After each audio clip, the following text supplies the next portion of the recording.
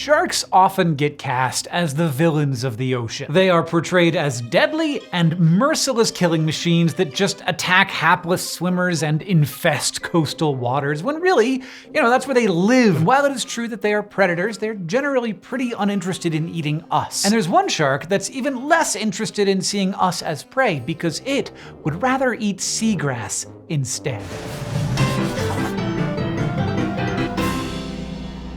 Say hello to the Bonnethead Shark. The bonnethead is the smallest member of the hammerhead family, with a head that reads more shovel than hammer. The females are larger than the males, and they max out at around 1.5 meters long. In adult bonnetheads, you can tell the difference between the males and females by looking at the shape of their heads. In females, the front edge of the head is smoothly rounded, while in the males, the edge is more pointy. And they are the only known shark species where the sexes have different head shapes. They're found in coastal waters of the Pacific Ocean, from Southern California to Ecuador, in the Atlantic from Rhode Island to Brazil, and throughout the Gulf of Mexico and the Caribbean. And many of these waters are home to seagrass meadows, the most widespread coastal ecosystem on Earth. Now, for a long time, we thought bonnethead sharks were just hanging out in the seagrass meadows to forage for prey, like crabs and shrimp and snails. Other hammerheads usually don't eat invertebrates like these, but bonnetheads have flat, molar-like teeth in the back of their mouths for crushing hard shells. And while bonnetheads were foraging, scientists would see them suck up and consume seagrass.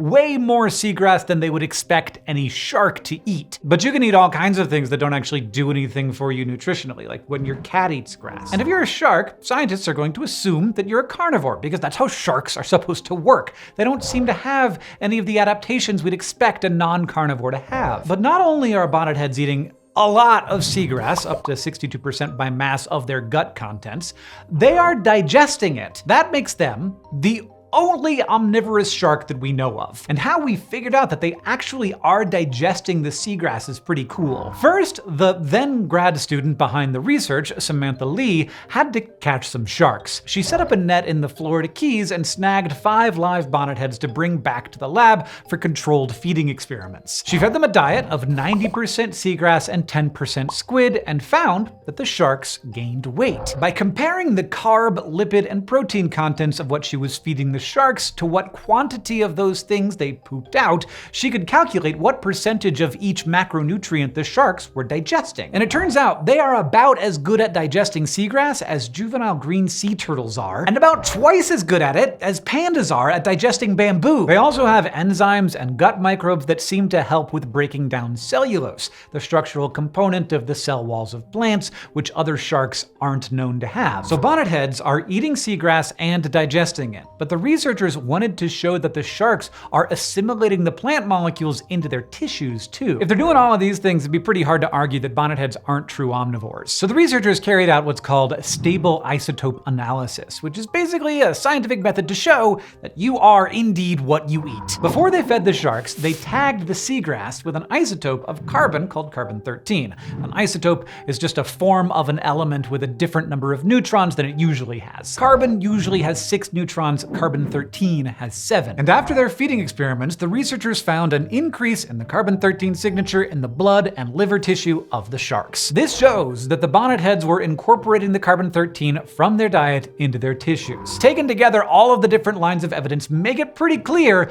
bonnethead sharks are grass-eating sharks, which is definitely weird enough on its own to make bonnetheads an excellent bizarre beast, but it is not the only very weird thing about them. They've also been observed to reproduce on their own. In 2001, a female bonnethead at a zoo in Nebraska gave birth to a pup without mating with a male. She'd been collected from the wild as a juvenile 3 years earlier, and there were no male bonnetheads in the zoo's tank, though there were males of other shark species. To say the staff there were pretty surprised is an understatement. Unfortunately, the pup didn't make it. It was bitten by a stingray in the tank, which led to its death. But genetic testing of the pup later revealed that it was not a hybrid, and that it also had no father. All of its DNA could be matched with its mother's genetic profile. The female bonnethead bonnethead had reproduced through a process called parthenogenesis, which literally means virgin birth. And while parthenogenesis has been seen before in other vertebrates like some reptiles, amphibians, and birds,